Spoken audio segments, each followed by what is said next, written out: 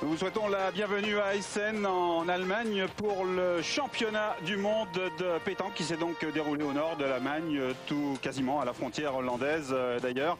Et pour commenter cette compétition, eh bien Daniel Floch est à mes côtés, ancien joueur, ou plutôt ex-joueur, pas si ancien que ça, mais ex-joueur. Par contre, journaliste. Daniel, on connaît les concours de la Marseillaise, le mondial de Millau, Montpellier. Les championnats du monde, c'est une compétition bien particulière. Oui, c'est une compétition comme il peut y en avoir dans les autres sports qui donne des titres et donc ça engendre une énorme pression qu'on ne connaît pas forcément dans les concours ordinaires. Et puis c'est la compétition, pas d'un jour, mais d'une semaine où finalement tout peut réussir, donc tout le monde peut inquiéter tout le monde. Oui, enfin tout le monde peut inquiéter tout le monde dans la mesure où on a suffisamment d'éléments pour le faire. Mais il est vrai que la pression supplémentaire de cette compétition nous fait reconnaître des joueurs dans des conditions différentes. On les trouve un petit peu fébriles par moments, comme vous le verrez tout à l'heure au cours des images. Et surtout au cours des finales où là la pression était à son maximum. On va donner 2-3 règles. Peut-être que tous les téléspectateurs ne connaissent pas la pétanque de compétition. Tout le monde y a joué, tout le monde a peut-être une paire de boules dans le coffre, mais c'est pas pour autant qu'on connaît le règlement. Ça se joue avec 3 joueurs, 2 boules par joueur. Et les boules pèsent entre 650 et 800 grammes à peu près. Il y a bien sûr un cochonnet qui est en bois et qui sur une piste de 15 mètres de long et de 4 mètres de large doit être lancé entre 6 et 10 mètres. Ce sont des matchs en 13 points, sauf la finale qui aura lieu en 15 points. C'est d'ailleurs la seule finale, le seul match de l'année de compétition qui se joue en 15 points. Avant de lancer le cochonnet, eh bien, il faut tracer un petit cercle. Le premier joueur qui le lance trace un petit cercle. Et il faut bien rester dans ce cercle, ce que fait d'ailleurs ce joueur français champion du monde à l'écran. Nous voyons ici quelques images pour nous refamiliariser avec ce jeu et ses aspects spectaculaires et puis avec ses aspects aussi un petit peu pointilleux, on le voit ici. Il n'y a pas eu d'ailleurs, Daniel, durant ce championnat, beaucoup de réclamations. Je veux dire, on a discuté parfois, mais il n'y a pas eu de réclamations, il n'y a pas eu de mauvais esprit d'une compétition. Non, à ce niveau-là, il n'y en a jamais. Même dans les concours internationaux ou nationaux, les joueurs se disciplinent d'eux-mêmes. On rencontre des problèmes au niveau de l'arbitrage et de l'attitude des joueurs que dans les petites compétitions. On voit là la cérémonie d'ouverture. J'ai oublié de vous dire que les joueurs sont bien sûr en self-arbitrage, ce qui prouve bien qu'on fait confiance aux joueurs et que s'il y a un problème, eh bien, on fait appel à un superviseur, à un juge arbitre qui tranche les débats. Ce championnat a été plus international que jamais. On a vu des pays arriver qu'on n'avait jamais vu jusqu'à présent, quelques 40 pays environ, et chaque pays était représenté par 1 ou 2 équipes au choix, par 1 ou 2 équipes, et parfois même 3, ce qui était le cas de la France, puisque la France est championne du monde, et l'Allemagne, puisque l'Allemagne est le pays hôte. L'Allemagne qui a fort bien réussi d'ailleurs dans l'organisation de ce championnat, avec donc un nombre de joueurs conséquents venus, vous le voyez, de tous les coins de la planète. On jette un petit coup d'œil sur cette cérémonie d'ouverture grandiose dans cette Gruga Halle. Quant au président de la fédération allemande, Carsten Koller, eh bien, il nous dit que le monde de la pétanque s'agrandit de jour en jour. Maintenant, c'est une grande famille et comme dans toutes les grandes familles, eh bien, il peut parfois y avoir des problèmes parce que c'est de plus en plus difficile d'organiser un vrai champion du monde un vrai championnat du monde et que, ma foi, les pays qui sont capables d'organiser ce championnat ne sont pas si nombreux que ça. Et qu'eux, en Germanie, eh bien, ils ont eu à cœur de montrer que, bien sûr, on jouait et on organisait de très beaux concours de pétanque dans le sud de la France, mais qu'on savait aussi le faire un petit peu plus au nord de notre continent.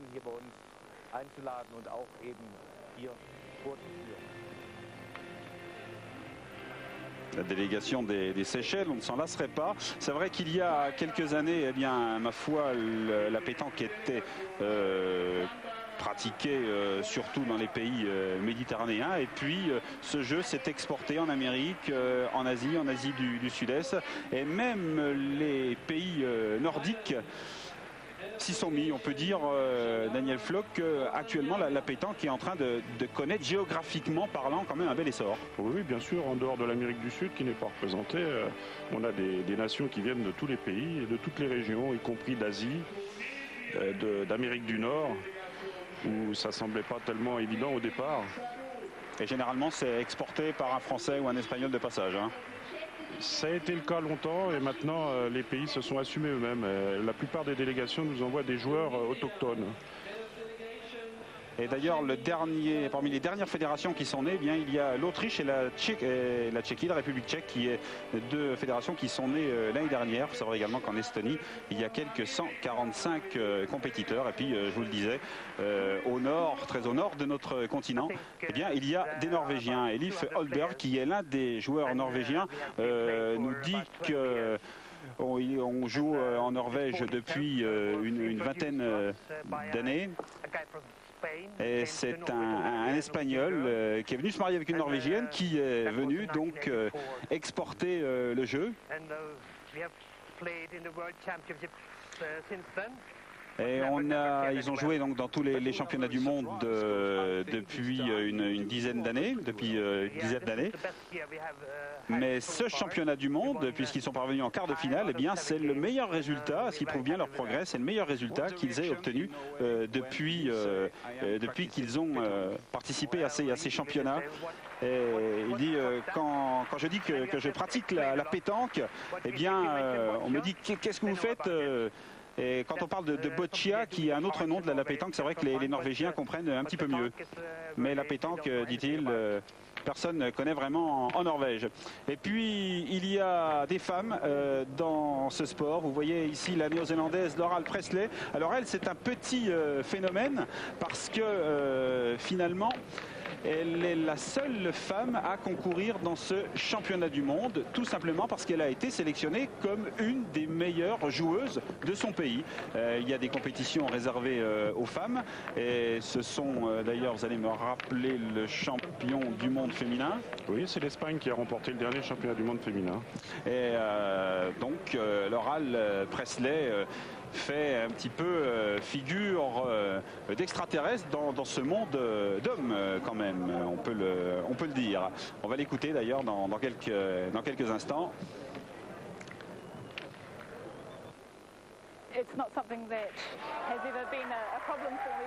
Elle dit que c'est pas un problème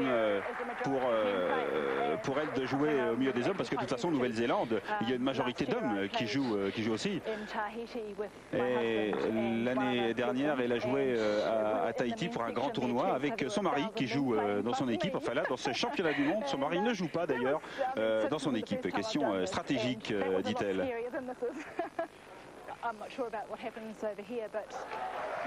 Elle n'est pas très très sûre de ce qui va se passer ici, mais en tout cas elle va beaucoup apprendre à Essen. Il n'y a pas beaucoup de différence entre les hommes et les femmes finalement dans ce sport d'habileté. Et là on lui dit, vous savez que c'est un jeu un petit peu macho hein, dans le sud de la France ou dans les pays latins. Mais elle dit qu'elle a trouvé que les hommes ici avaient eu une réaction quand même assez positive vis-à-vis d'elle. C'était assez amical. Même quand vous battez les hommes, ouais, voyez, ça a une réaction quand même qui en dit long. Et voici Daniel, les champions du monde et le meilleur joueur au monde. Oui, c'est Philippe Quintet. C'est celui qui est considéré comme le meilleur joueur du monde à l'heure actuelle. Il est considéré, il n'y a pas de titre véritablement, mais je veux dire, tous les joueurs de pétanque et tous les amateurs de pétanque savent très bien que c'est ce garçon qui est le meilleur joueur du monde. Et d'ailleurs, avant ce championnat du monde, il a déjà 3 titres derrière lui, ce qui prouve bien quand même qu'il y a matière à se proclamer ou à s'auto-proclamer meilleur joueur du monde. Oui, puis dans les compétitions nationales et internationales, il est le meilleur, le plus régulier à l'heure actuelle. Il est là en compagnie d'ailleurs de ses deux partenaires. David Le Dantec qui est dans le rond en ce moment. Voilà, et David Le Dantec. Et l'autre c'est Philippe Suchot, le tireur. Qu'on va revoir puisque bien sûr, pour tout vous dire, on va les revoir quand même assez longtemps dans cette compétition. Et par ailleurs, il faut se rappeler que la France est quand même le recordman du monde des titres en championnat du monde, avec 15 titres de champion du monde depuis 1959. Et d'ailleurs, on a l'habitude de dire que c'est plus difficile d'être champion de France que d'être champion du monde. Oui, indiscutablement. On va entendre Philippe Quintet dans quelques instants nous parler de ses espoirs. À noter que C'est d'ailleurs une autre triplette française qui est championne de France en titre.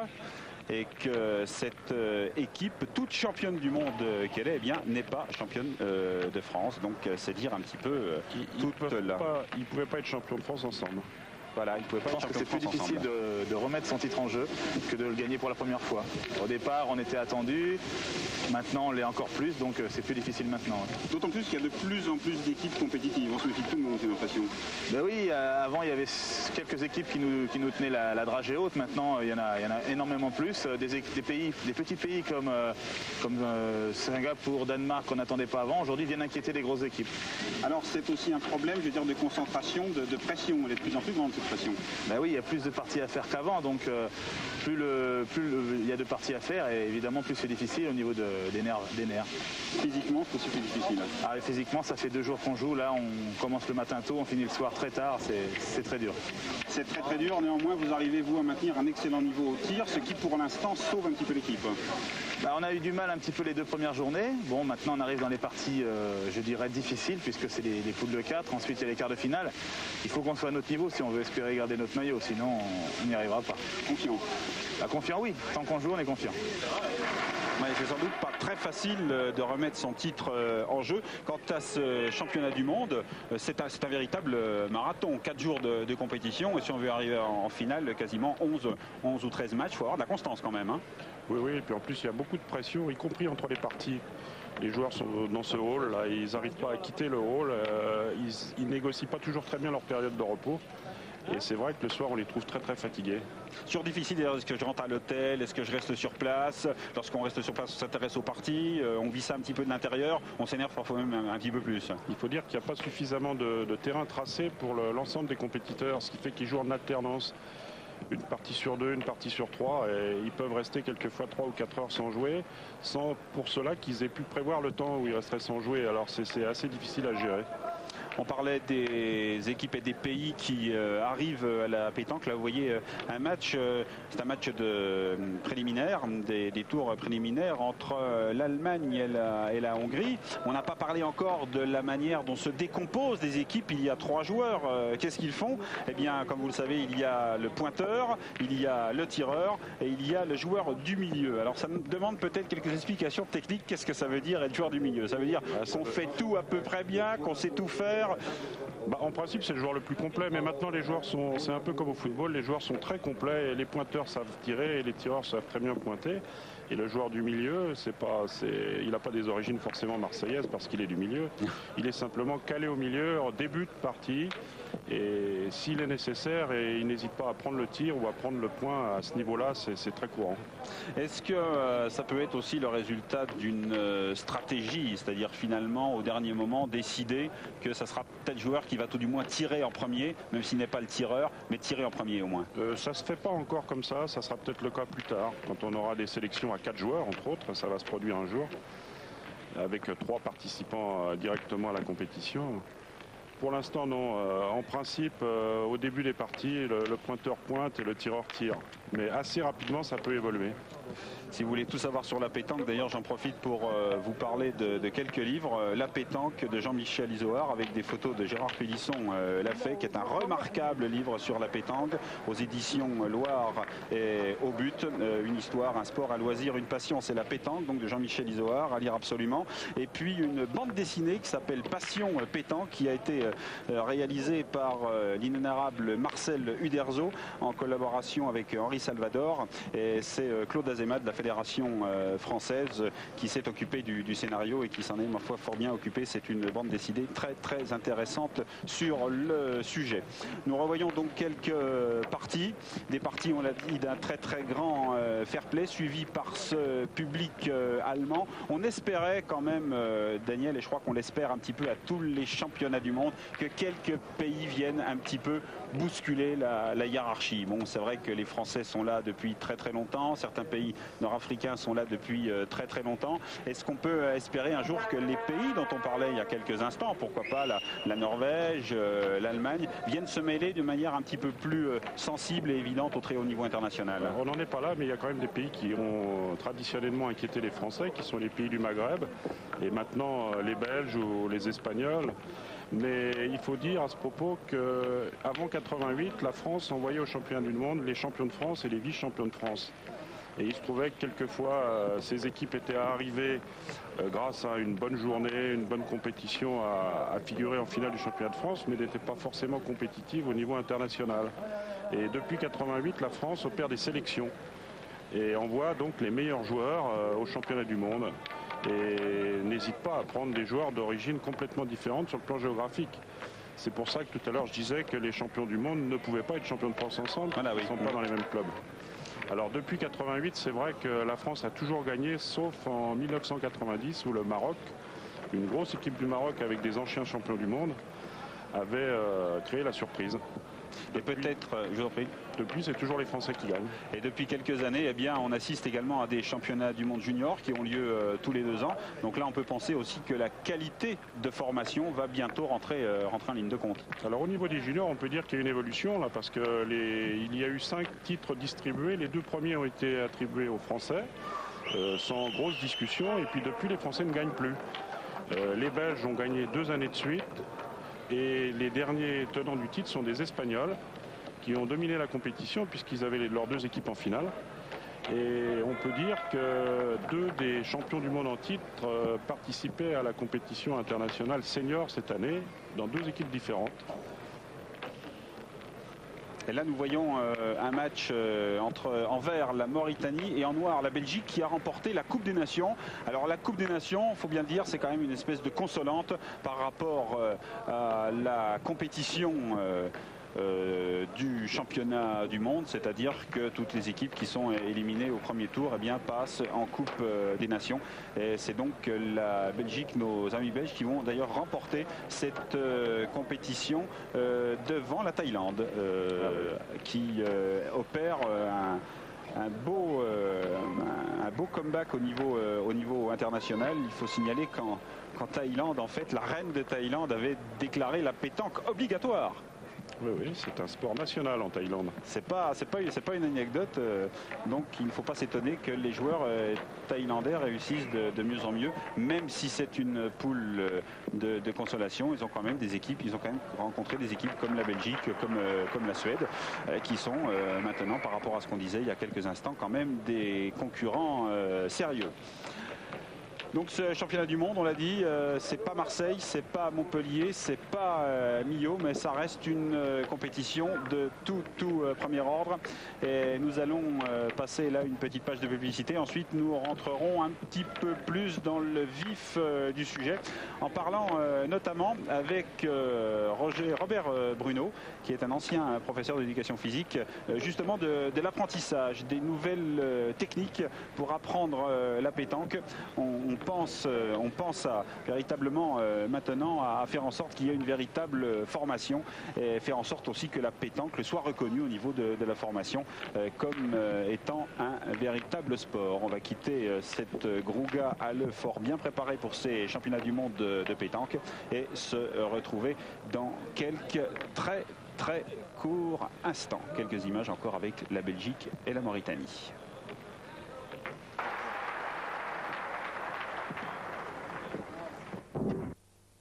C'était en match préliminaire avec l'équipe de France de Marco Foyo cette fois-ci, qui lui aussi est considéré comme un excellent joueur. C'est un petit peu comme Quintet, une des légendes vivantes de ce sport.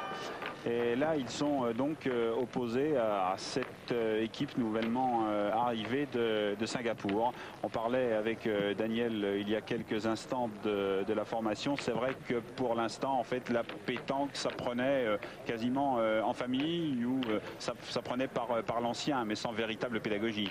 Oui, ça se fait au niveau des clubs, mais il n'y a pas d'entraîneur, il n'y a pas de formation comme ça peut se faire dans les autres sports. Ce qu'on peut dire par contre, c'est qu'au niveau international, là, ça peut s'apparenter à tous les sports. Au niveau de la pression et de l'intensité physique et des compétiteurs. Mais au niveau des jeunes, c'est pas encore très répandu. Ça demande à progresser à ce niveau-là.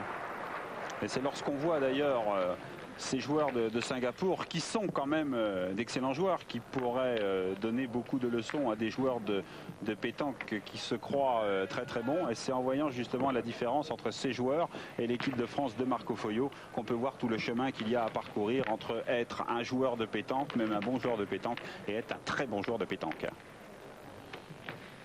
On voit que le terrain est un terrain qui demande à ce que les boules soient envoyées. On ne peut pas les faire rouler. Et techniquement, c'est pas évident. Il n'y a pas beaucoup de joueurs qui peuvent se permettre d'envoyer les boules comme ça pendant 2 ou 3 jours. Et d'ailleurs, on verra plus tard qu'on a eu des grosses surprises à ce niveau-là. Parmi les meilleurs joueurs de la compétition. Des joueurs qui se sont décomposés. Oui, donc c'est ce qu'il essaye de faire là et qui réussit d'ailleurs fort bien, ce joueur de Singapour, avec un très beau toucher. Michel Briand va au rond. Michel Briand est le champion de France tête-à-tête en titre. Il est du Gard. Et il n'en a pas raté beaucoup non plus. Il fait un carreau. Alors on peut remarquer que c'est lui qui tire devant. Ce qui n'était pas le cas au départ de la compétition, pour en venir à ce que Michel Drouard nous disait tout à l'heure. Cette équipe-là, pour pouvoir avancer dans de bonnes conditions, a été obligée de changer la formation. Et Michel Briand, qui pointait au départ de la compétition, s'est retrouvé tireur avec Michel Passot maintenant, qui est un des joueurs les plus connus de France, considéré comme un des meilleurs tireurs, se retrouve milieu, lui qui ne l'a jamais fait. Il y a là 3 joueurs de très très grande expérience. Là, c'est du gratin. Hein. Et des joueurs qui se connaissent. On en parlera d'ailleurs dans quelques instants avec Marco Foyot. C'est vrai que parfois ils ne se ménagent pas. Hein. Entre eux, on ne se dit pas que des mots doux. Et encore d'ailleurs un très très beau tir là. Très bien réussi. Là on revoit cette équipe de France qu'on va retrouver également un petit peu plus loin dans la compétition. Ouais, Marco Foyot, qui est le joueur le plus médiatique. Ouais, qui a démarré d'ailleurs très tôt dans la compétition, qui a obtenu de très beaux résultats alors qu'il était encore très jeune, et qui continue d'ailleurs. On parlera d'ailleurs avec lui dans quelques instants de la pression. Mais là, on va écouter Robert Bruno, qui est un ancien prof d'éducation physique, qui est tombé en amour devant la pétanque et qui a décidé de développer une pédagogie bien particulière sur ce sport. Il a d'ailleurs écrit récemment un livre sur le sujet. Il y a 10 ans, on pensait uniquement au côté quantitatif, à savoir que la pétanque est un véritable sport pour le côté physique, c'est-à-dire on marche pendant 3 km pendant une compétition, on ramasse les boules pendant 3 tonnes de métal, on fait des flexions, etc. Cela n'envisage que le côté quantitatif. Maintenant, on a envisagé le côté qualitatif, c'est-à-dire que maintenant on considère ce véritable sport d'adresse pour des conditions très précises. Par exemple, pour taper une boule à 10 mètres, il ne faut pas faire une erreur de plus de 1 degré. Or, les meilleurs appareils ne décèlent que des angles de 2 degrés. Donc l'homme est supérieur à la machine dans certains cas. Donc c'est une preuve que la pétanque est un véritable sport d'adresse. Seulement, il a fallu le prouver, il ne suffit pas de le dire. Donc pour cela, grâce à l'aide du ministère de l'Éducation nationale, j'ai fait appel à des laboratoires connus et reconnus, tels l'Institut national des sports, le Futuroscope de Poitiers, le CNRS, des universités de Poitiers, de Toulon, etc. Et grâce à des arguments vérifiables, on a donc pu prouver que c'est un véritable sport d'adresse. Donc, à partir du moment que c'est un véritable sport d'adresse, on peut l'enseigner aux enfants dans les écoles et peut-être le représenter aux Jeux Olympiques. Alors ça ne sera pas à Sydney, mais pourquoi pas après. En tout cas, donc si vous voulez tout connaître de la technique pour débuter, la technique des champions, eh bien il y a ce livre de Robert Bruno qui s'appelle Les secrets de la pétanque et du jeu provençal pour que la pétanque soit véritablement un sport. Là, on arrive à un moment qui a été extraordinaire dans ce championnat du monde. C'était d'ailleurs toujours lors des préliminaires, me semble-t-il, ou des 8e de finale. Dans les groupes. Dans les groupes. Il y en a eu 2 d'ailleurs de matchs. Un match entre l'équipe de France, championne du monde, France 3, et l'équipe d'Algérie. Là, il va se passer quelque chose de tout à fait extraordinaire. On va suivre la fin de cette mène alors que la France mène 9-6 sur une partie qui se joue en 13 points, c'est-à-dire quand même assez près de la victoire. On va regarder ce qui va se passer. C'est assez fabuleux. On a assisté à certains retournement de situation vraiment, vraiment extraordinaire. Bon, pour tout vous dire, les Algériens vont faire un bond considérable. On ne vous dit pas de combien de points, mais ce qu'ils vont réaliser sur cette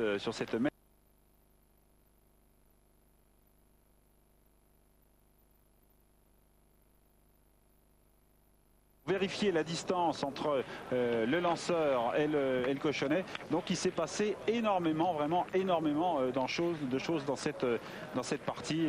Il faut avoir, vous le disiez il y a quelques instants, il faut véritablement avoir les nerfs solides. Il faut être rodé, quoi, je pense, tout simplement. Bien sûr, c'est ce qui fait la différence d'ailleurs avec les joueurs français et les joueurs étrangers qui participent aux compétitions en France pendant l'été particulièrement, comme le pointeur algérien Kalesh, là, qui est régulièrement en France pendant les compétitions d'été et qui a d'ailleurs récemment participé aux demi-finales du mondial de Millau. Très très bon joueur, baromètre de son équipe aussi. J'espère qu'actuellement vous faites tourner votre magnétoscope parce que vraiment il va y avoir de très très belles images. Et il y en a déjà d'ailleurs avec ce superbe tir de Quintet et de très très beaux points ici pour l'Algérie. Et d'ailleurs de très très beaux points vous pouvez également en voir dans une cassette qui a été éditée sur le mondial de Millau où là aussi il y a une belle collection d'une part de beaux tirs, de beaux carreaux. Et éventuellement là aussi de cochonnets qui partent hors limite. Et là donc là la mène est annulée, quoi, tout simplement. Et lorsque le terrain ne vous était pas, lorsque le point ne vous était pas vraiment favorable, eh bien c'est une arme qu'on peut utiliser. Mais c'est vrai qu'une boule c'est déjà pas très très gros et un cochonnet ça l'est encore moins. Il n'y a pas beaucoup de joueurs qui peuvent se permettre de tirer le but pour annuler avec de bonnes chances de réussir.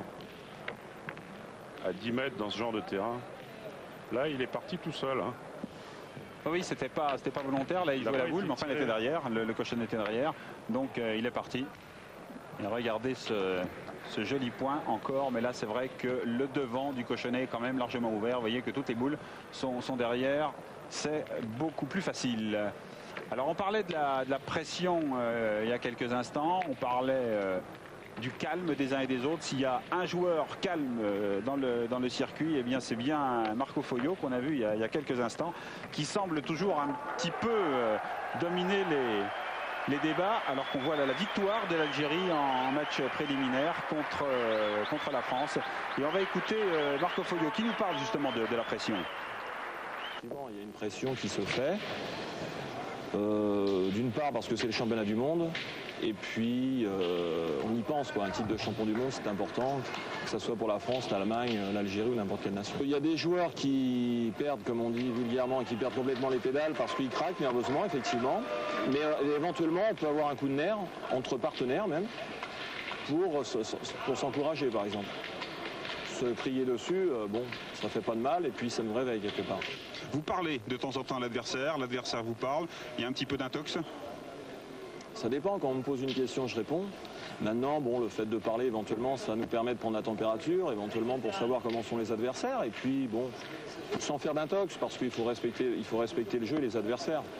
Mais autant, si on peut faire une partie amicale sympa, autant le faire si on peut. C'est vrai que du sport de haut niveau est sympa aussi avec une bonne entente entre les adversaires. C'est pas si fréquent. Par contre, en pétanque, ça existe. On se retrouve dans quelques instants.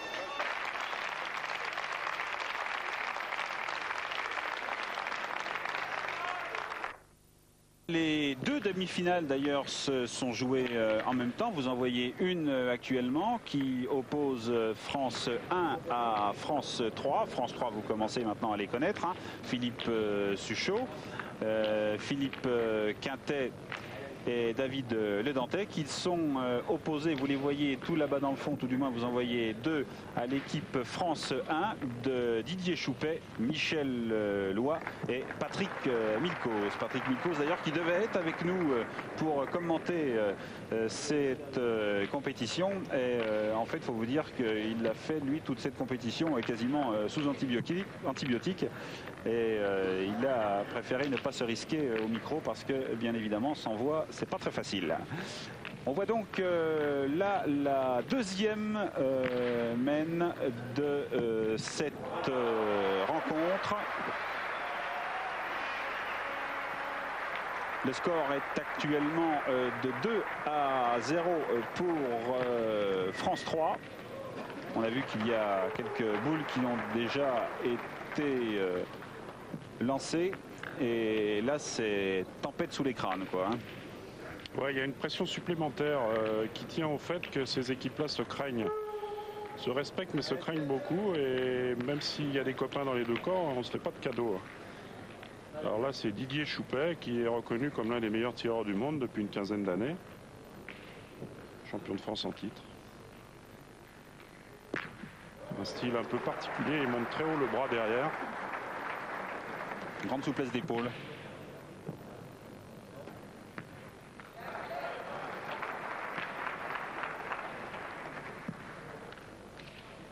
Alors, ce qu'on peut dire aussi, c'est que Didier Choupet n'a pas fait un excellent championnat du monde. Il a été assez moyen dans l'ensemble par rapport à sa valeur reconnue.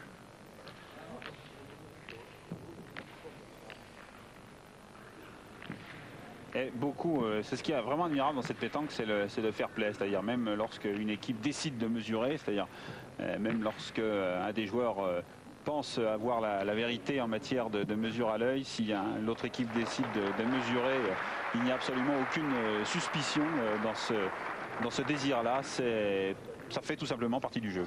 Oui, il y a une confiance mutuelle. Oui. C'est qu'il pense, lui, que finalement ce point n'est pas si évident que ça.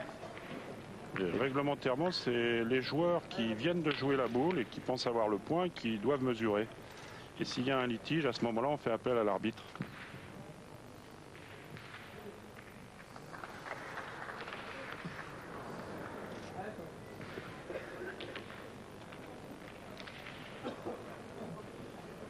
Michel Loy qui regarde un petit peu le jeu alors qu'il s'agit de Patrick Milkos. Il y a eu d'énormes difficultés à s'adapter au terrain. Hormis son état fiévreux, il se trouve qu'il n'a pas pu se résoudre à envoyer les boules plus près du but, malgré les injonctions de ses partenaires. Et techniquement, il faisait rouler les boules avec un mouvement de bras qui a tendance à accélérer la boule et ça ne s'adaptait pas du tout à ce type de terrain. On va voir la différence technique avec Michel Loy quand il aura à pointer. Qui lâche davantage. Et ça, c'est un geste qu'on retrouve très souvent chez les joueurs de pétanque. On va déjà dans le cercle et on revient ensuite vers le jeu pour repartir dans le cercle avant de jouer. Oui, ça se fait surtout dans les championnats. Et d'ailleurs, vous le verrez avec l'équipe de France 3, eux ils le font mais quasiment systématiquement à 3. Quel que soit celui qui va jouer, ils le font à 3. Ils reconnaissent le terrain. On a vu la perfection du geste technique de Michel Loy dans ce type de terrain. Il envoie la boule très haute, elle tombe à la verticale et avec le coup de poignet qu'il met, elle avance quasiment pas.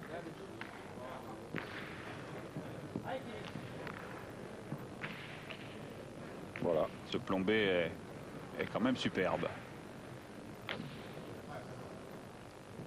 Mais Philippe Quintet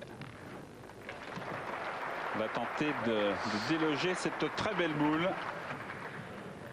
Et regardez le geste, regardez la vitesse de bras constante d'un moment. Enfin, vous allez voir dans quelques instants, parce que comme je le disais, il repart donc vers le jeu. Mais vous allez voir la vitesse de bras au moment du tir. Pas spécialement très rapide, mais une très grande constance de vitesse qu'aimerait peut-être bien avoir certains joueurs de golf, par exemple. Au niveau du bras, c'est un des plus beaux styles. Alors, on n'a pas l'impression qu'il y a finalement une accélération. La vitesse, il semble tout de suite prendre la bonne vitesse et ensuite accompagner sa balle. Sa boule, pardon, jusqu'à la fin.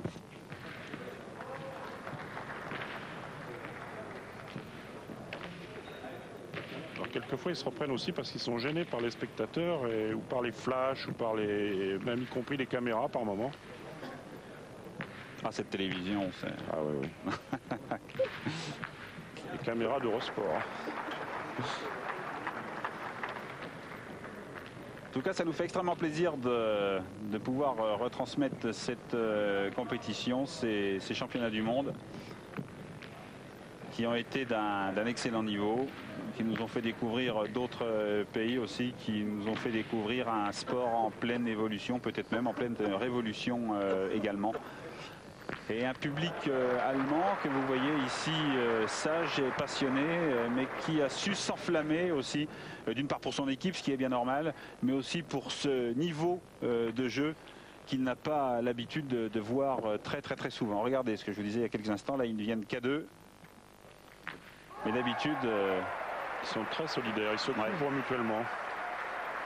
Quand un joueur est dans le rond, il y a ces deux partenaires qui se partagent le champ, un de chaque côté, afin de protéger celui qui est dans le rond.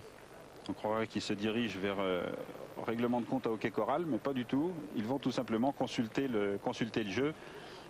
Et à noter bien sûr qu'on n'a pas le droit, c'est une règle, de préparer le terrain. On peut éventuellement réparer les dommages qui ont été causés par la boule précédente, mais bien sûr on peut pas. La dernière boule jouée, oui. Voilà, on peut pas préparer le terrain, ça serait quand même un petit peu trop facile. Et bien sûr chacun a ses tics, ses manières. C'est toujours entre le tic et la superstition, quoi, finalement. Oui, c'est simplement pour la concentration, il n'y a rien de technique là-dedans.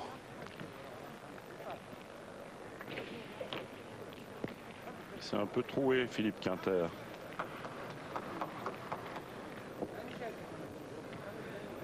Et là, pour l'instant, donc, toujours 2-0 pour l'équipe France 3.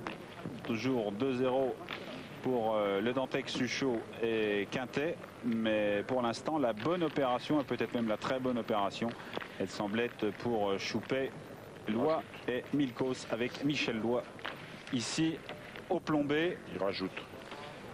Qui rajoute un point. Ils peuvent faire 3 points dans cette peine.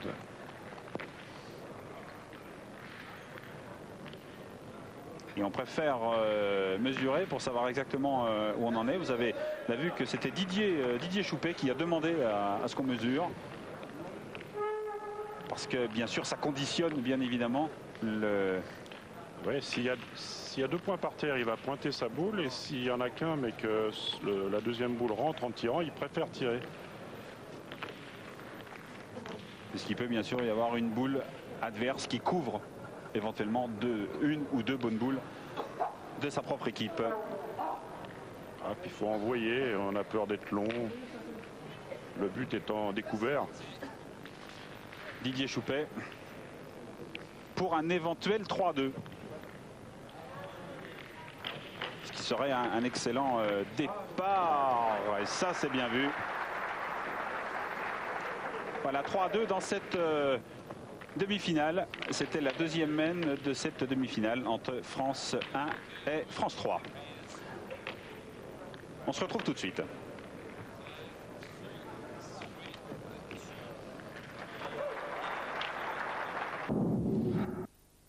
Demi-finale donc qui se déroulait immédiatement à côté, autant dire que le spectacle était de qualité à la Grouga Halle d'Essen, entre la Tunisie et l'équipe de France 1 que vous voyez donc à l'écran, que vous avez découvert il y a quelques instants. L'équipe de Tunisie, eh bien, je vais vous la présenter. Ils sont de dos, c'est pas très pratique.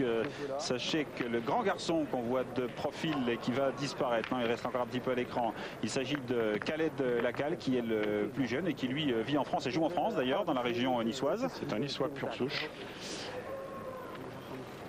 Là, il s'agit de Marco Foglio qui finalement préfère prendre son temps pour mieux ressentir le jeu. Le plus âgé de cette équipe tunisienne que vous avez aperçu, eh bien, il s'agit de Mohamed Ferjani qui lui en est à son 10e championnat du monde. Il a été d'ailleurs une fois champion du monde en 1983, mais je crois qu'il en est à son 10e championnat du monde. On le voit ici de dos, on ne va pas réussir à vous les présenter de face. Et le joueur qui s'est retourné, eh bien, il s'agit de Amar Tayashi. Là aussi, il s'agit d'une excellente équipe. Et là, il s'agit d'un d'un superbe point. Le score est de 6-5 et on en est à la 5e mène. Le score, là, on arrive très exactement. Le score en est actuellement de 2-5 et on va passer, mais vous avez raison de les signaler. Vous voyez, 2-5. Là aussi, on va faire un joli bond en avant. La Tunisie va en effet marquer 4 points sur cette même. Là, il va y avoir un chassé-croisé qu'on va suivre dans son intégralité, dans sa longueur. Et les spécialistes de pétanque apprécieront d'ailleurs.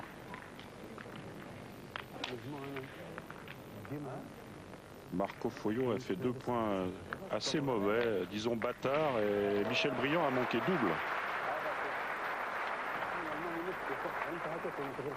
Passot est l'orphelin de l'équipe là sur cette mène.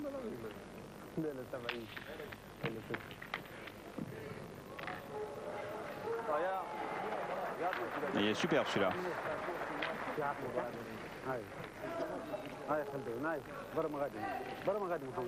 Passot devenu presque pointeur, ça fera sourire les connaisseurs. Ça va se convertir. Khaled Lacal qui va jouer.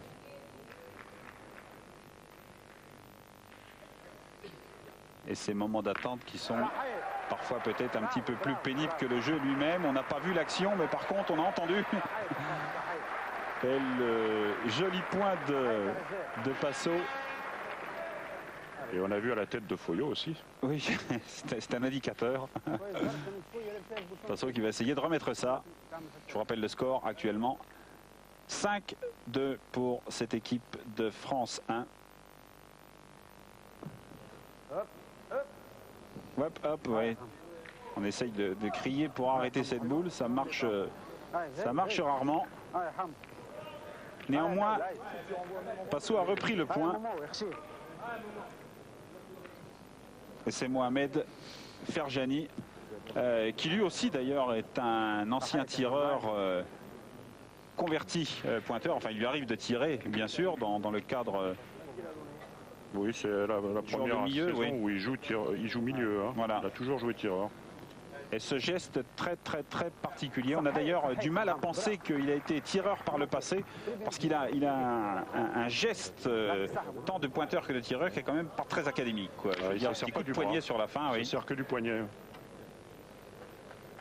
Alors que la mode est quand même beaucoup plus à l'amplitude du geste maintenant. Là, c'est passé bien près. Et ils sont en train d'accumuler les points. Alors, Khaled Lacal avait participé au dernier championnat du monde et avait d'ailleurs perdu en quart de finale.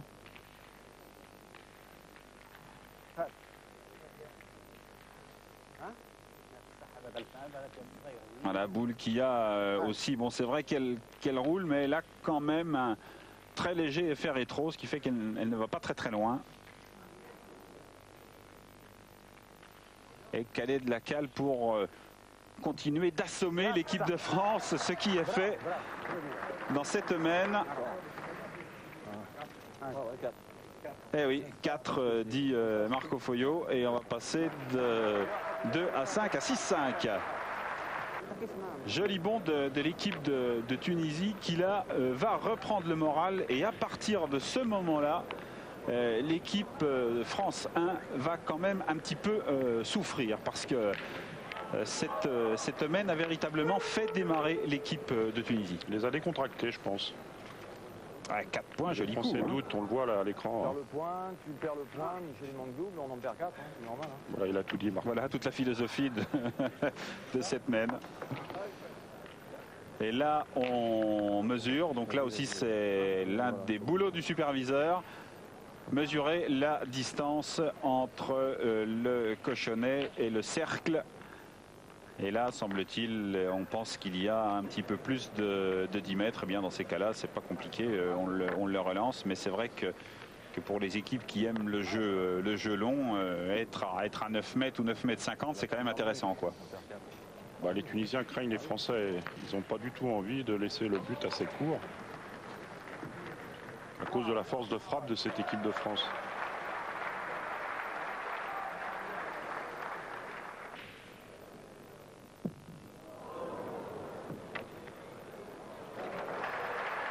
Ça, c'est super. Mais vous voyez que ce terrain fait quand même des facéties. Hein, savoir que même lorsqu'une boule est prête à mourir près du cochonnet, il y a toujours une pierre, un petit caillou, un petit monticule qui la dévie. C'était cette espèce de conglomérat de gros graviers et de sable n'était pas facile à jouer finalement. C'est du terrain rapporté. Les trajectoires sont difficiles à tenir sur ce genre de terrain. Il y a d'ailleurs une partie de la technique qu'on ne peut pas appliquer. Les demi-rafles, les refentes, la recherche des devants de balle, c'est quasiment impossible sur ce genre de terrain. Je gagne un coup, je peux le perdre. Je le perds. Ami. Il faut tirer dedans, comme le fait Michel Briand. Bien, Michel.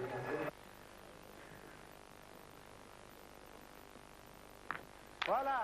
Et un joli tir là de Khaled Lacal qui jusqu'à ces demi-finales a connu une assez bonne réussite. Mais comme on l'a dit, il faut que ça puisse durer tout un tournoi. Ça, c'est la mienne. En toute rigueur, son tir n'était pas bon puisque la boule n'était pas encore tombée, qu'il était déjà sorti. Il est déjà sorti du rond, oui. Regardez, hop. Ah, pas trop. Ça aussi, c'est un espèce de réflexe. En fait, il a eu l'impression que sa boule partait un petit peu de côté et avec le corps, il essaye ensuite de rattraper sa boule. Ça, c'est purement psychologique. Ça marche jamais, sauf à avoir des dons très très particuliers. Et donc, on va quitter cette partie, mais là, la France a donc repris le dessus. 7-6 dans cette partie. On revient au match entre France 1 et France 3. C'est très serré. Nous en sommes à 7-7. Je vais d'ailleurs vous donner l'évolution du score entre France 1 et France 3. 0-2, 3-2, 7-2, 7-7. C'est-à-dire qu'on a quand même évolué par bond assez conséquent. Les deux équipes ont eu chacune à leur tour une main très favorable. La troisième main a été terminée brillamment par Michel Loy qui a fait deux belles frappes pour 4 points. Et la main suivante, ce sont les champions du monde en titre qui ont fait 5 points.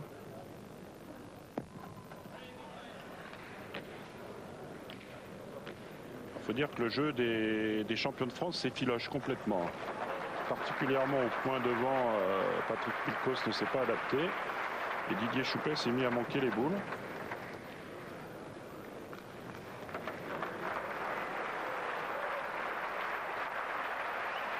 Et on sent dans cette équipe de France, l'équipe donc tricolore, qu'on voit actuellement, il y a un petit peu le masque, quoi. C'est pas la joie, quoi.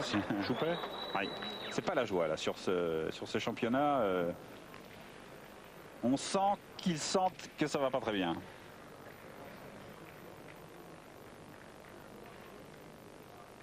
Et cette boule ne rentrera pas. Malgré le score équitable pour l'instant, oui, un petit peu pensif là. Hein. On les sent plus inquiets que leurs adversaires. Nous en sommes à 7-7. Et donc Philippe Suchot s'apprête à pointer. On ne l'a pas toujours bien vu à l'écran, mais Philippe Suchot, qui avait joué milieu dans le dernier championnat du monde, a joué tireur de tête pendant toute la longueur de celui-ci. Avec une certaine réussite d'ailleurs. Ah ouais. Sans doute le meilleur tireur du championnat. Quand dans une équipe on a deux tireurs comme Philippe Suchot et comme Quintet, je ne dirais pas qu'on peut se permettre de laisser partir un petit peu de jeu, mais ça rassure, quoi. Puis on peut dire 3 tireurs parce que David Le Dantec, il en vient. C'est vrai aussi. Personne.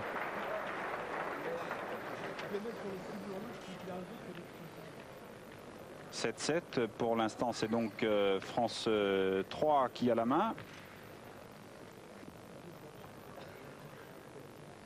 Et là, sans problème, on partage les points. Et on va arriver à 7-10. Donc 7-10 dans ce match entre France 1 et France 3. Donc France 3 mène 10-7 face à France 1. On est en train d'ailleurs de mesurer le 3e point.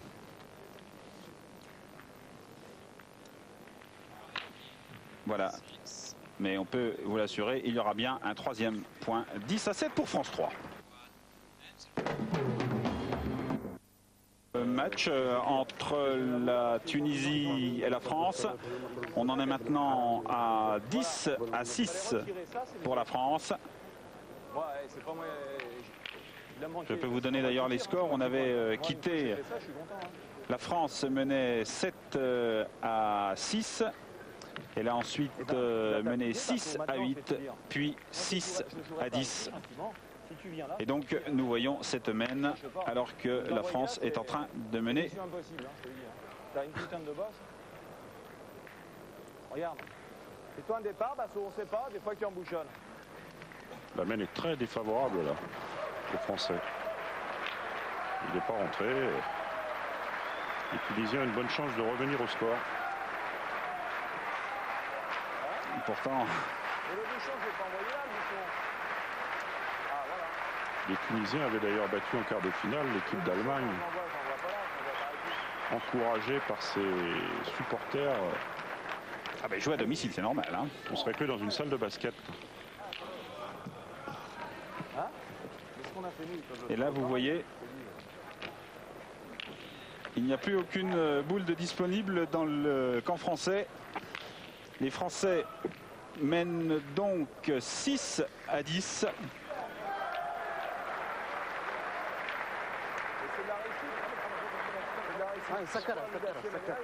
Et là, ils ont une occasion, les Tunisiens, de revenir au score. Et ça, c'est terrible. Lorsque vous n'avez plus de boules et que vous devez ainsi subir l'adversaire sans avoir le moyen de lui répliquer, on a l'impression que c'est un petit peu le tapis rouge qui est ouvert à l'adversaire. Là, c'est terrible. Surtout quand il n'y a pas de boule devant, entre le rond et le but. C'est beaucoup plus facile de rajouter.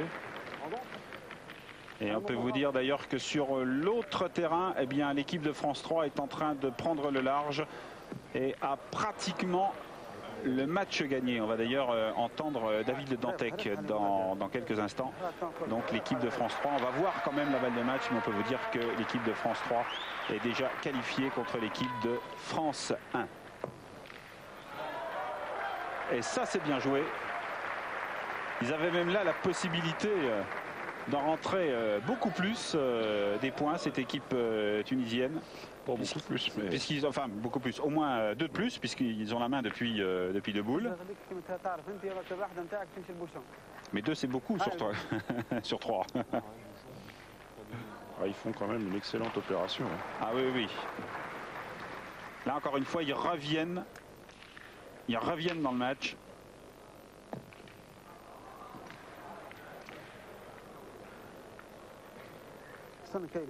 Les Français ont rencontré beaucoup de difficultés au cours de ce championnat, l'équipe Afoyo, puisque à l'occasion d'une partie de poule contre l'équipe tenante du titre de Philippe Quintet, ils ont pris une Fanny mémorable.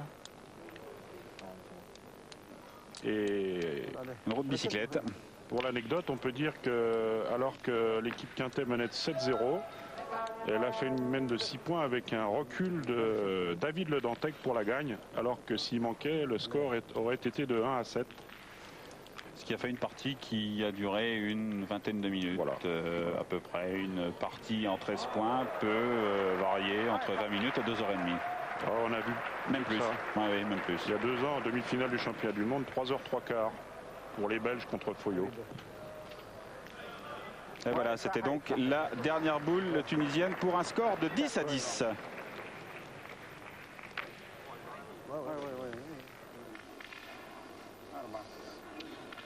Sur cette demi-finale, je reviendrai en disant que ça n'a pas été une grande partie, ni d'un côté ni de l'autre, ça s'est joué au point.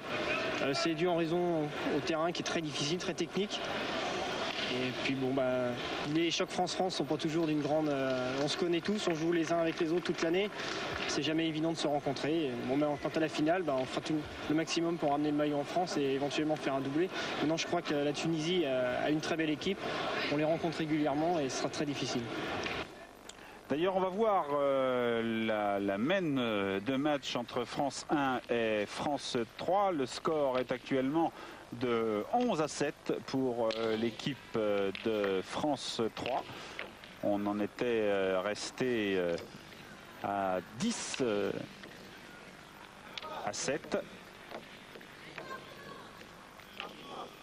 On est ensuite passé à 11-7. Et là, on ne va pas faire durer le suspense. Là, on va terminer sur un score de 13-7. Pendant que de l'autre côté, eh bien, l'équipe tunisienne est en train d'en terminer avec cette équipe de France 1, l'équipe de Tunisie qui va l'emporter 13-10. Mais on regarde la fin de cette mène.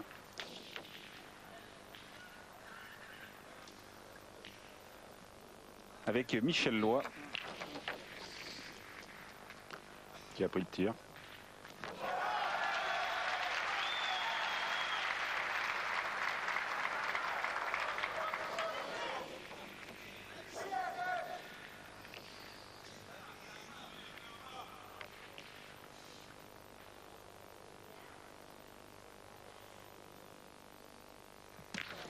Ah, c'était le pour le cochonnet.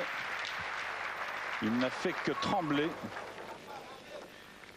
Ils ont encore 2 boules pour le frapper. Essayer d'annuler la mène. Didier Choupet qui est reconnu comme un des meilleurs tireurs de but de France.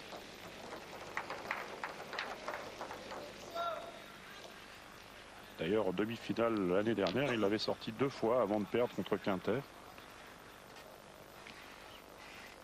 C'est une arme qu'il faut savoir utiliser avec parcimonie, mais il faut savoir l'utiliser quand même. Ça sert. Et on insiste. Puisque vous voyez derrière une première ligne bleue, c'est la limite du terrain. Et derrière une deuxième ligne bleue. Et au-delà de cette deuxième ligne bleue, eh bien, ce n'est plus jouable. C'est la ligne de perte. Voilà, la ligne de perte. Et donc, on repart sur une autre mène. Celle-ci est annulée tout simplement. Ça sera pas assez loin. Même avec une boule de 650 ou 800 grammes, lancée à 10 mètres. Il est à 11 pas là. 11 mètres du rond. Ouais, même là 11 mètres puisque ça avait bougé déjà un petit peu auparavant. Il reste une boule à Patrick Milkos.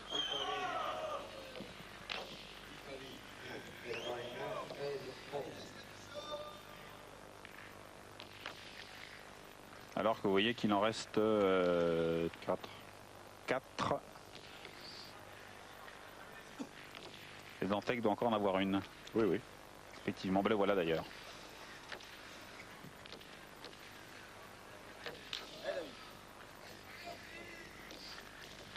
Si comme on le pense, il gagne le point, ce qui n'est pas évident, mais on dit qu'il mettrait la table.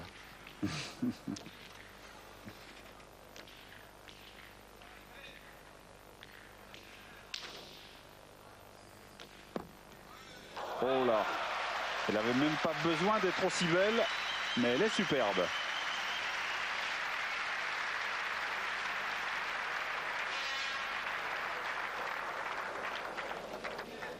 Et donc Patrick Milkos qui a le sort de l'équipe entre ses mains, puisque bien évidemment, s'il ne fait pas le point, il y a fort à parier que sur les 3 boules restantes, c'est bien le diable si cette équipe de France 3 ne marque pas le point supplémentaire qu'il lui faudrait pour la victoire, alors que sur l'autre terrain,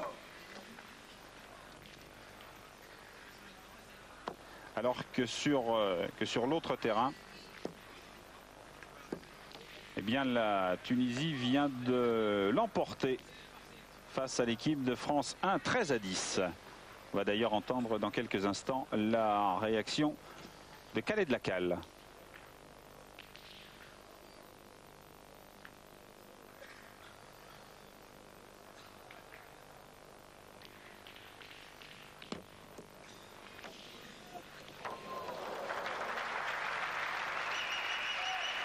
Boule posée devant pour gêner tout simplement. Là, la technique est bien connue. Patrick Milkos, qui avait fait un assez mauvais championnat, n'était pas dans une position très facile avant d'aborder le lancement de cette boule-là, et il a très bien réussi. On va voir, c'est pas si évident de terminer dans la mène, hein. Il y a 12 par terre. Et on a l'habitude de dire que le 13e, c'est le plus difficile à faire. Ah, toujours.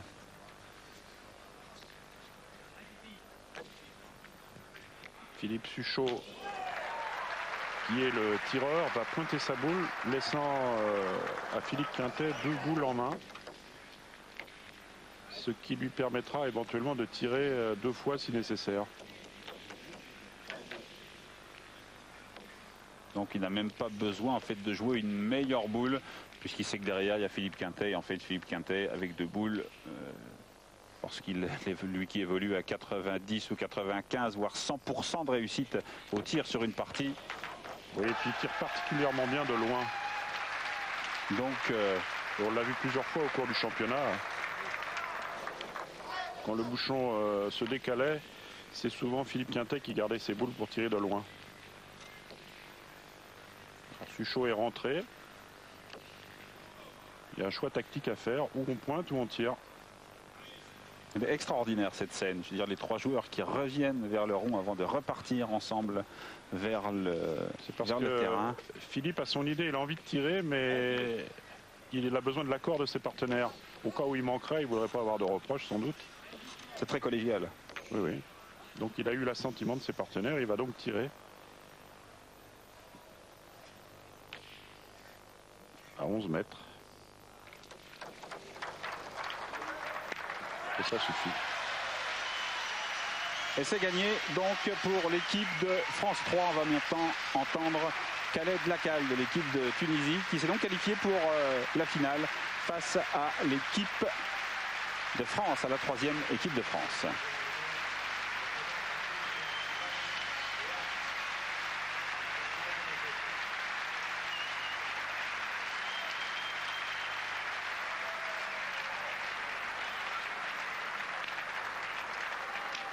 On a essayé de bien jouer, on a joué moyennement et à la fin on a réussi à gagner. Vous avez eu peur pendant ce match-là? Non, je n'ai pas eu peur, mais je pensais tellement pouvoir gagner sur la main, alors j'ai réussi. Et ce dernier point, je veux dire, vous le gagnez sur la concentration? Oui, c'est sur la concentration. Voilà. Et en l'air, j'ai vu qu'elle gagnait. Vous étiez sûr de gagner ce match-là? Non, je n'étais pas sûr, mais bon, quand on est 10 à 10, après tout peut arriver. Voilà. C'est le dernier point qui fait la différence. C'est une surprise pour vous d'arriver en finale de ce champion du monde? Une surprise, je pense pas. Bon, on a la France qui est dure à battre. Après, il y a la Belgique. Après, il y a nous, peut-être. Voilà. Donc maintenant, tous les espoirs sont permis? Bien sûr, on ne sait jamais. Finale des championnats du monde de pétanque ici à Essen, à la Gruga Halle de Essen, entre la France, entre l'équipe championne du monde avec le maillot arc-en-ciel et cette surprenante équipe de Tunisie. Très sincèrement, même au vu des quarts de finale, s'il avait fallu trouver un partenaire de finale à l'équipe championne du monde, on n'aurait pas beaucoup parié sur la Tunisie. Non, non, non, on pariait plutôt sur le Maroc qui a perdu en quart de finale. Éventuellement pour brouiller les cartes, mais pas la Tunisie effectivement sur le jeu qu'ils nous avaient montré. Et d'ailleurs ils ont gagné leur demi-finale beaucoup plus parce que les Français l'ont perdu. Oui, oui, les Français se sont un petit peu battus eux-mêmes.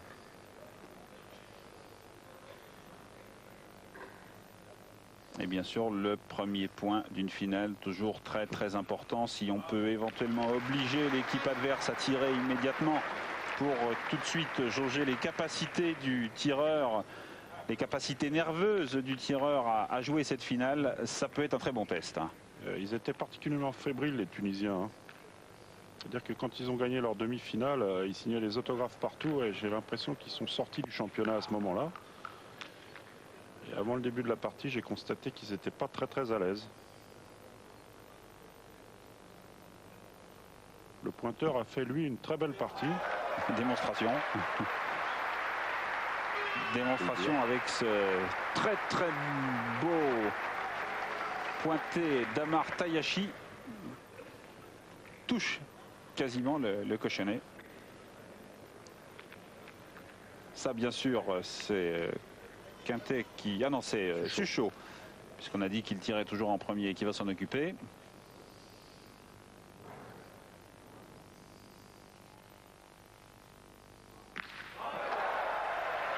Bien tiré. Très beau recul, sans toucher au but au passage. Suchot qui a un style très très particulier parce que qu'il pointe ou qu'il tire, il a exactement le même geste. Exactement le même geste, oui. Il démarre très doucement. très décomposé. Et de nouveau, Amar Tayashi pour essayer, si possible, de replacer la même boule. C'est moins bien, mais ça prend le point quand même.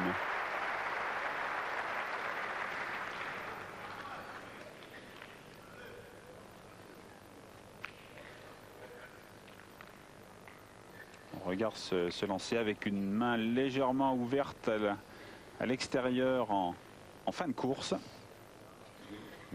Pour l'anecdote, on peut dire que la 3e place a été jouée entre 2 équipes françaises et que c'est l'équipe Foyot qui l'a gagnée.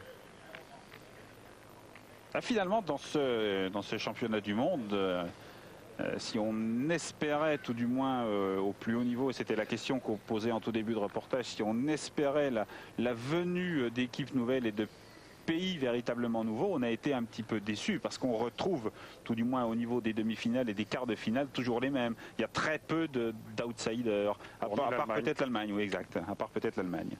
Qui a fait du beau jeu. Ils étaient chez eux et c'est vrai que ce sport prend de plus en plus d'importance dans ce pays.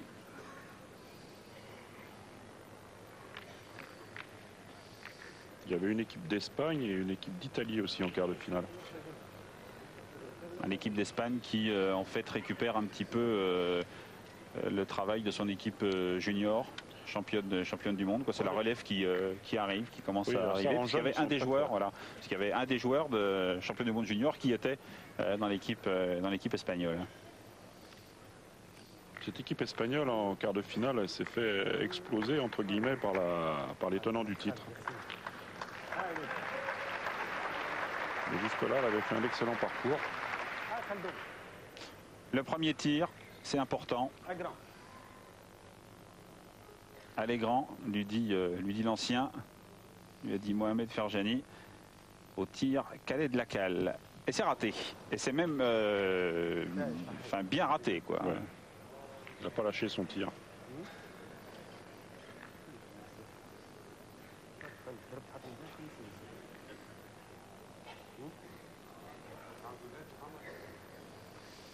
Là, ils vont faire un choix de tactique un peu discutable, comme on va le voir.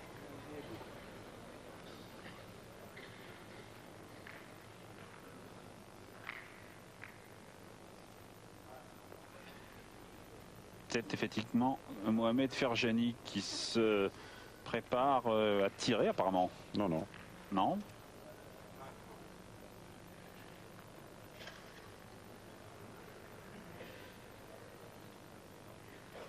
Lui, il va pointer sa boule.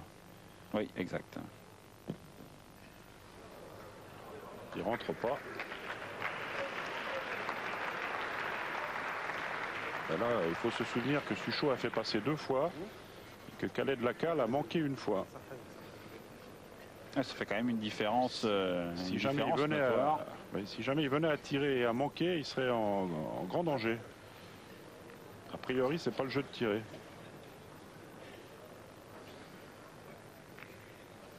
Quand on sait que Quintet a encore 2 boules de tir en main.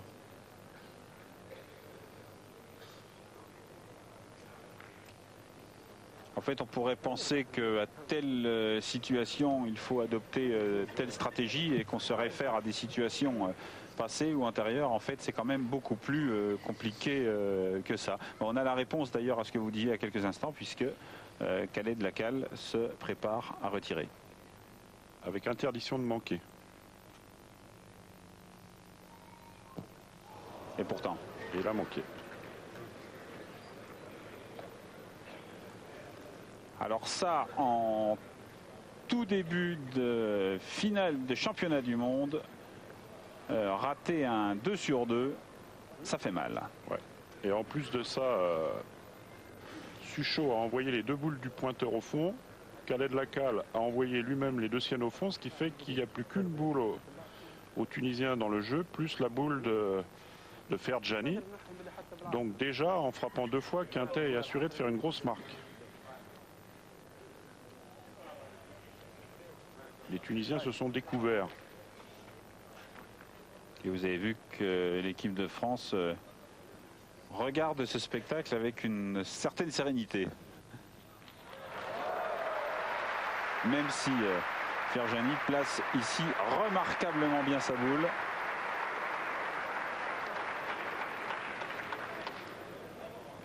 Suchot va s'en occuper. Regardez ce geste. Au poignet, oui. Elle a été tournée comme un gaucher.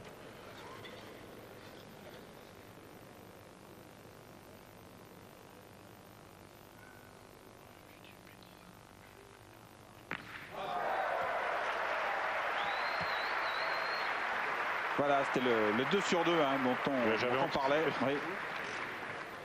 Ah, mais on peut anticiper parce que de toute façon, ils n'en ratent aucune. ou quasiment.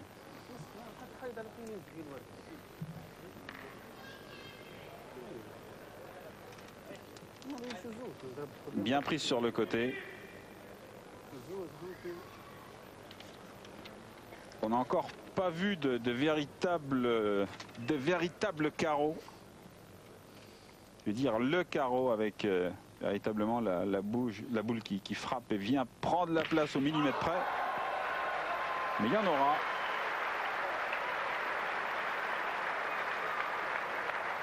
Et là, c'est Philippe Quintet qui a fait le travail.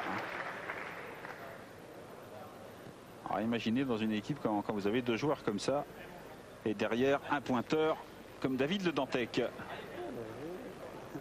En faisant carreau, il est venu embrouiller le coup. Là, il s'est mis devant la boule à tirer. Ce qui fait que maintenant, à 10 mètres, il doit taper une sautée. Mais c'est pour 6 au carreau. Et effectivement, maintenant, donc cette équipe de France qui peut espérer d'entrer à 6-0.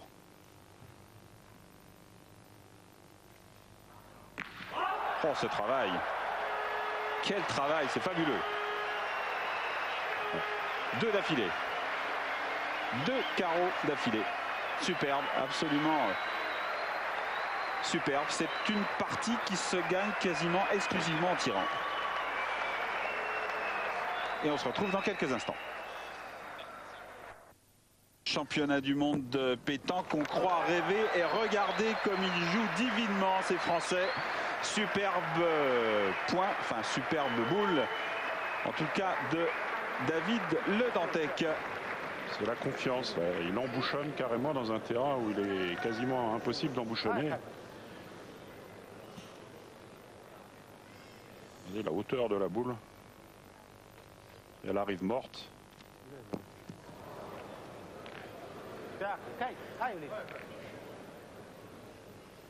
Khaled Lacal est en train de vendanger là. Il n'est même pas sorti du rond. Manifestement, il est bloqué par l'enjeu.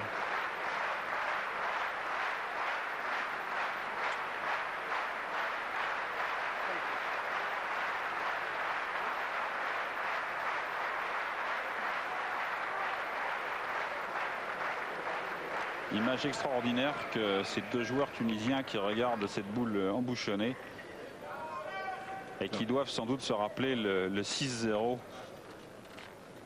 il y a quelques instants. Ferjani va tirer pour essayer de marquer quand même dans cette mène. Alors regardez bien comme il tire, c'est quand même assez particulier. Puis ça c'est quasiment un tir plombé quoi.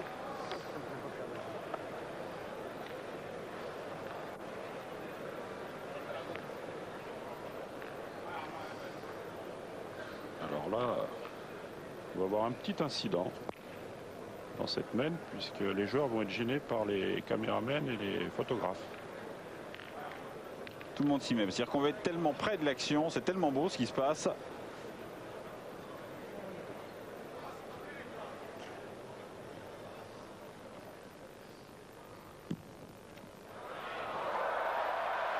C'est encore mieux embouchonné. Il n'a rien à se reprocher, le pointeur a fait une belle partie. Et là, il réalise un coup remarquable. Et les spectateurs se déchaînent. Les spectateurs qui, dans cette grouille-là, c'est dommage, étaient un petit peu loin de l'action. Entre la fin du terrain et la tribune, il y avait encore 6-7 mètres. Et il aurait été plus intéressant pour les spectateurs, comme pour les joueurs d'ailleurs, d'être un petit peu plus près, très près de l'action. Et voici Philippe Suchot. Et qui enlève la bonne. Ça, c'était pas facile du tout. Belle preuve de... C'est la confiance, hein, c'est la confiance après le 6-0 entre la superbe boule de Le Dantec et ce tir de Philippe Suchot qui déloge la boule adverse sans quasiment toucher la boule de son partenaire qui pourtant touche quasiment la boule qui vient d'enlever. C'est vraiment remarquable. Et sans toucher au but. Et sans toucher le but en plus, c'est vrai. C'est-à-dire conserver une distance raisonnable. Ben là, ils n'ont aucune raison d'annuler. Il ne faut surtout pas annuler cette main, hein, parce que là, c'est presque un tir parfait. Ouais.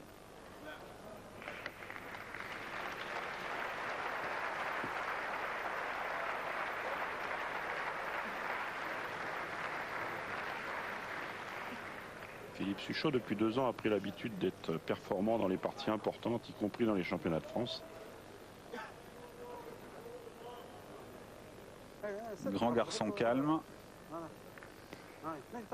Et ça serait d'ailleurs pour lui ce titre de champion du monde quelque chose d'extraordinaire, puisque bien ma foi le dimanche qui suit ces championnats, il va tout simplement se marier. Donc ça serait quand même un superbe cadeau de mariage. Une belle corbeille. Ouais.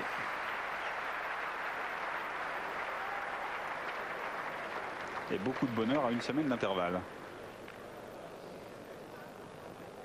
Un jeune joueur de 24 ans.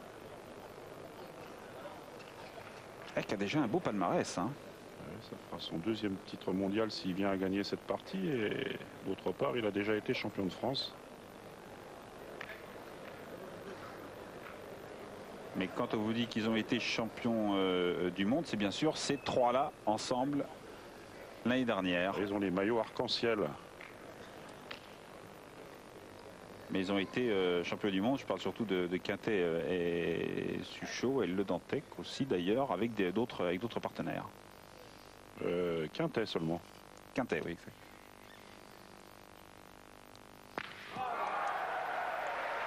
Quintet a été champion du monde avec Michel Passot qu'on a vu tout à l'heure et Georges Simoes à 2 autres reprises. Et donc pour lui c'est un éventuel 4e titre.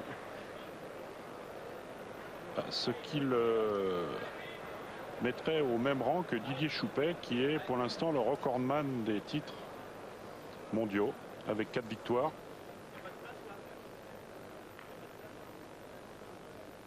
Vous avez entendu Quintet qui demandait, il n'y a pas de flash derrière, il n'y a pas de flash.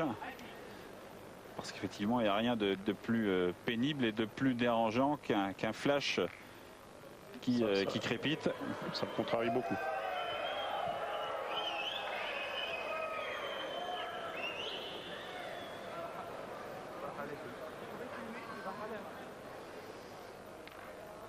Les joueurs de boule, par ailleurs, ne sont pas encore bien habitués aux médias. Aux médias, oui. Et il faut dire que le caméraman, là, est particulièrement vindicatif.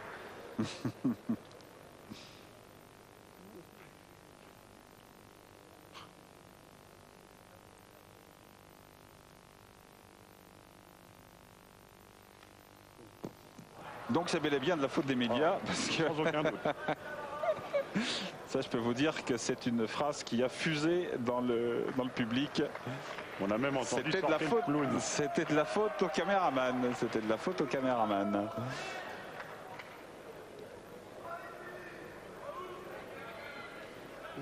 Qui par ailleurs, je vous rassure, n'était pas un caméraman d'Eurosport.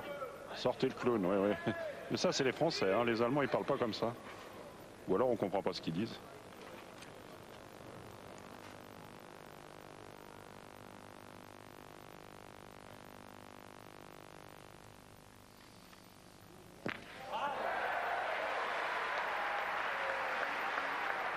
La main est encore belle, mais David Le Dantec, qui logiquement n'aura pas eu à tirer sur cette main, va sans doute être obligé de le faire.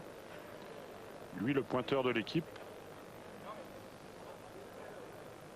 C'est une phase de jeu en tout cas très intéressante pour les novices en matière de pétanque qui pensent qu'on ne tire que lorsque une boule est trop près du cochonnet, qu'on ne peut pas prendre le point en pointant, alors que le tir est quand même largement plus utilisé que ça. À ce niveau-là, c'est arithmétique. Si on fait rentrer 2 points en tirant, on tire, quoi qu'il arrive. Voilà le pointeur des champions du monde, qui a été 2 fois champion de France tête à tête.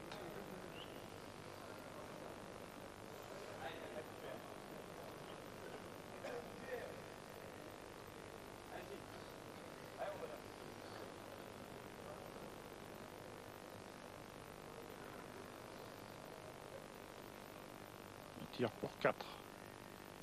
5 s'il fait palais.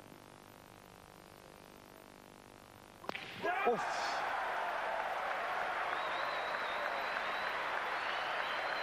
Ça c'est propre. Ça c'est très très propre. Et donc dans ce jeu très très écarté, je m'excuse de vous couper, on va passer de 6-0 à 11-0 pour la France. Et là, on se retrouve d'ailleurs dans la 4e main. Donc, vous ne rêvez pas. Hein. Première main, 6-0 pour la France. Deuxième main, 11-0. Dans la 3e main que l'on n'a pas vue, les Français sont passés à 14-0. Avec la possibilité de gagner.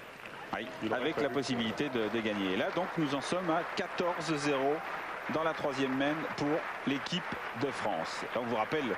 On vous l'avait dit, mais que cette partie se déroule en 15 points. Bien entendu, c'est la seule partie de la saison, seule partie officielle de la saison qui se déroule en 15 points. Alors que toutes les autres parties de ce championnat s'étaient déroulées en 13, vous l'aviez compris.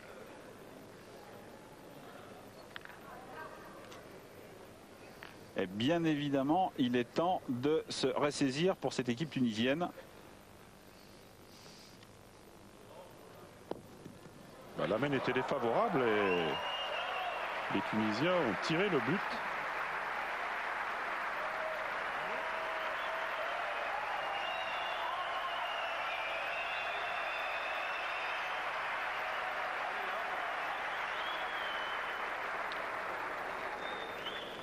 Khaled Bakal, qui est passé au milieu, a tiré le but, l'a frappé.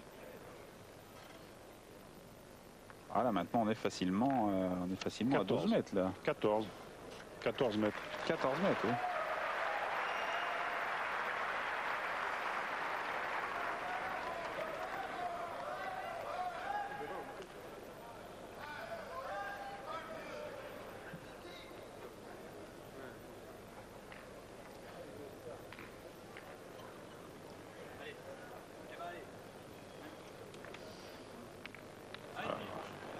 Quintet a choisi de tirer à 14 mètres.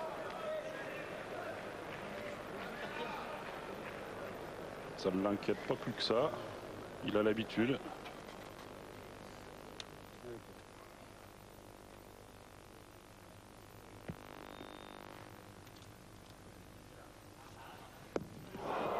Il a manqué au pied de la boule.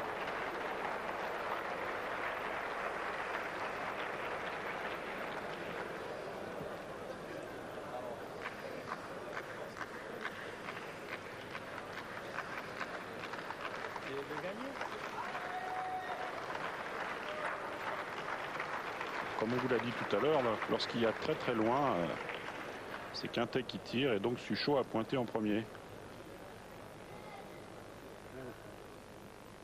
C'est amusant parce que c'est un jeu qui est très très éparpillé, quoi. On penserait à un jeu de débutant quasiment. Mais bien sûr, le cochonnet a été renvoyé aux 14 mètres. À 14 mètres sur un sol lisse, on peut faire rouler la boule, tandis que là, comme on est obligé de l'envoyer, il est très difficile d'arriver très près du but.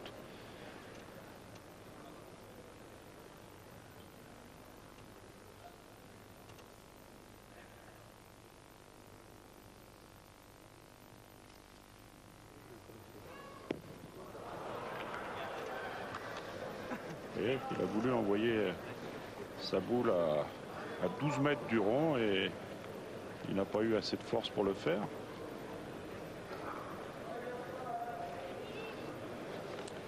Tunisiens qui entretiennent le suspense. Et les esprits les plus fair-play pourraient penser que les Français vont laisser aux Tunisiens en finale de ce championnat du monde au moins 1 ou 2 points. Eh bien, c'est pas le cas parce qu'on a vu des parties tourner assez bizarrement. Et comme vous le disiez, le dernier point est le plus difficile à faire. Si on peut faire un 15-0, même si effectivement c'est pas très sympa pour l'équipe adverse, eh bien on le fait quand même. On essaye de terminer le plus rapidement possible. Surtout dans un championnat du monde. Titre de surcroît. Titre de champion du monde au bout, on ne le laisse pas filer comme ça. Hein.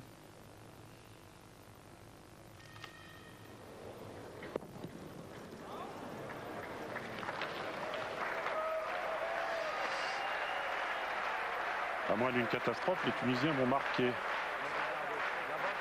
Là, ils ont effectivement de grandes chances, ils ont de la place. Hein.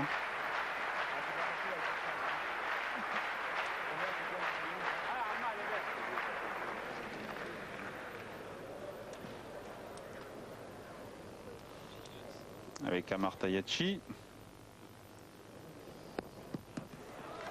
Oh oui, c'est superbe.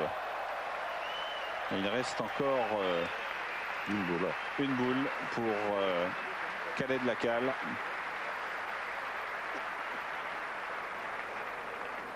Ah, s'il pouvait marquer 2 points sur cette mène-là, ça serait quand même bienvenu parce que jusqu'à présent, ils ont regardé jouer l'équipe de France.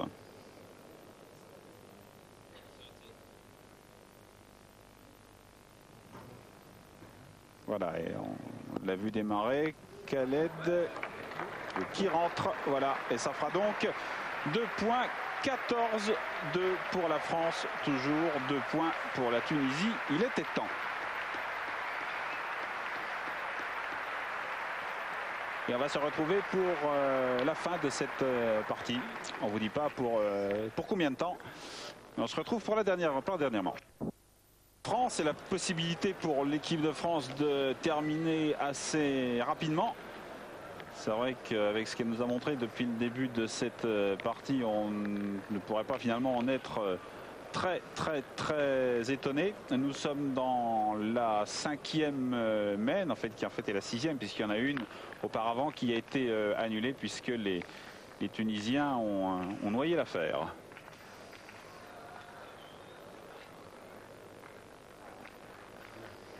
On sent les Tunisiens un petit peu plus décontractés là. On a vu Khaled Lacal avec un semblant de sourire.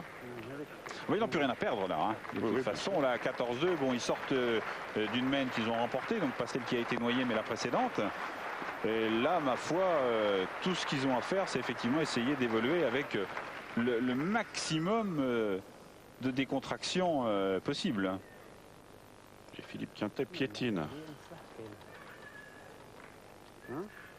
Chacun essaye de tromper son impatience comme il peut.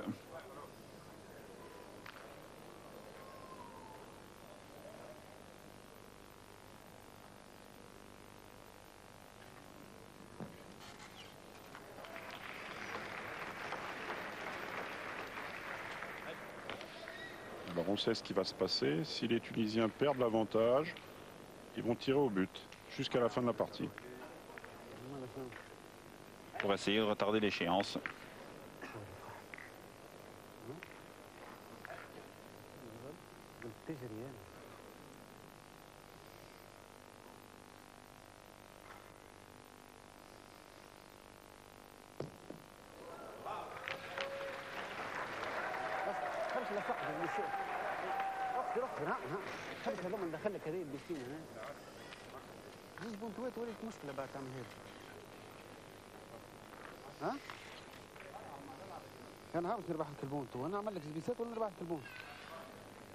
Le pointeur tunisien a un micro sur lui. C'est pas de l'espionnage, mais pour tout vous dire, Philippe Quintet en avait un sur lui aussi qui n'a pas marché, donc on l'a enlevé. Un petit problème d'interférence, c'est un petit peu tout le problème si vous voulez connaître les données techniques des petits problèmes que peuvent causer les mannes désormais de téléphones cellulaires qui envahissent les salles. On a même entendu quelqu'un dire, mais c'est pire qu'à Roland-Garros. On entendait les téléphones cellulaires résonner dans cette Grougale. Bon, néanmoins, ça n'a pas dérangé les joueurs, mais ça a dérangé un petit peu les techniciens du son de la télévision. On revient à nos moutons. Nos amis tunisiens ont pu apprécier les paroles du pointeur. Ce que nous n'avons pas pu faire. À la pétanque. Voilà.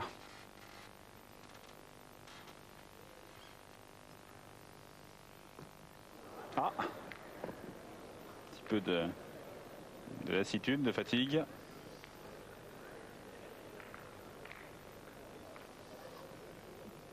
Donc toujours cette difficulté de terminer. Il va tenter une deuxième fois.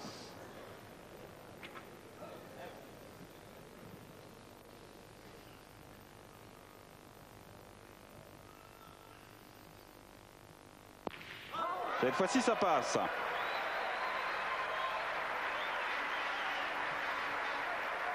Beaucoup de calme hein, chez Philippe. Ce n'est pas qu'un calme apparent. Il fait partie effectivement des joueurs calmes qui peuvent complètement emmagasiner leur concentration, leur force de concentration.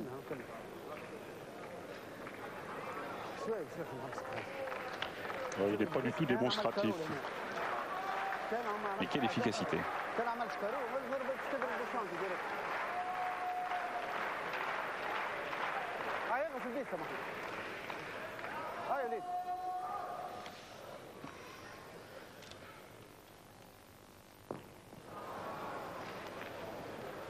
Gianni qui a pris le tir n'est pas plus adroit que Khaled Lacal sur les boules.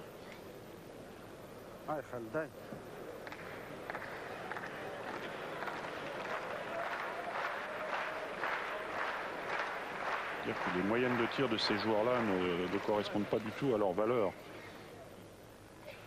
Il y a eu des moyennes d'ailleurs assez extraordinaires durant ces championnats et cette finale même.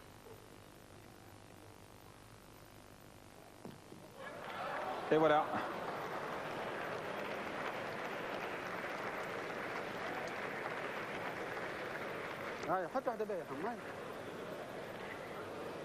Le bouchon qui est légèrement parti, vous ne voyez pas, il se trouve légèrement à gauche de l'écran. Donc c'est l'illustration de ce que vous disiez, Daniel. En fait, il se trouve encore à 50 bons centimètres de la ligne de hors-jeu. On est à 11 mètres à peu près. Là.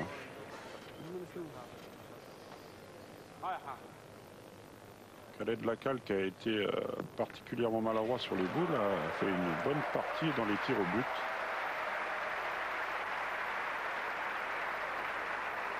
Ce qui prouve bien au passage que ce n'est pas une question d'adresse, puisque le but est par définition plus difficile à taper que les boules.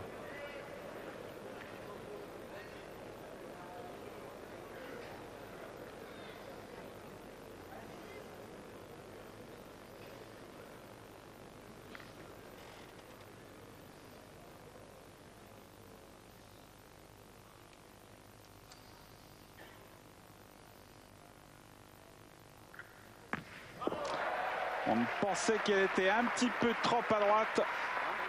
Philippe aussi le pensait puisqu'il est sorti du rond.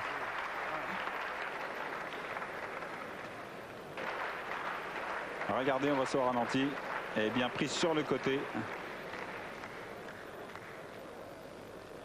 Et finalement, une boule de tir qui monte quand même très haut. Et le terrain relativement dégagé pour Khaled Lacal. Terminé. C'est gagné. C'est gagné donc pour l'équipe de France. Deuxième titre de champion du monde d'affilée. Je crois qu'on a commencé très fort. En 3 mètres, on a failli la terminer et on n'a pas réussi à conclure. Et derrière, je crois que les Tunisiens ont montré beaucoup de ressources pour faire durer la partie, noyer 3 fois le bouchon, être presque en phase de noyer une 4e fois. J'en tire un grand coup de chapeau. Des titres de champion du monde, on s'en a jamais? Oh non, on n'en aura jamais assez. Ouais, celui-là a été plus difficile, moins difficile que les autres? Celui-là, dans la tête, plus difficile parce que j'avais gagné 3 fois, toujours dans des années impaires, et j'avais dans la tête le fait de gagner une fois dans une année paire pour changer un petit peu le cycle. Et puis voilà, donc c'est fait. Et en plus, je suis content parce que ça fait un beau cadeau de mariage à mon ami Philippe qui se marie la semaine prochaine. Oui, lui-même fait un superbe cadeau à l'équipe. Au tir, vous avez eu une réussite extraordinaire. C'est la première partie que j'ai fait aussi bien, parce que c'est vrai que j'ai jamais fait autant de carreaux que dans cette partie. Et je suis très content d'avoir ça. Effectivement, c'est un beau cadeau de mariage. Ah oui, très très beau. Un superbe cadeau à la pétanque française. Daniel, on peut dire après ce deuxième titre français, rien de changé sous le soleil de la pétanque? Non, rien de changé. On a conservé notre titre encore une fois de plus, avec beaucoup de difficultés là, puisque on avait pris l'habitude d'avoir 2 équipes françaises en finale. Et voilà, Champagne, deuxième titre pour l'équipe de France avec une deuxième équipe sur le podium. On espère que vous avez apprécié ce programme et on vous donne bien sûr rendez-vous pour le prochain. Et vive la pétanque, bien évidemment. Et merci à vous, Daniel. Bonsoir à tous.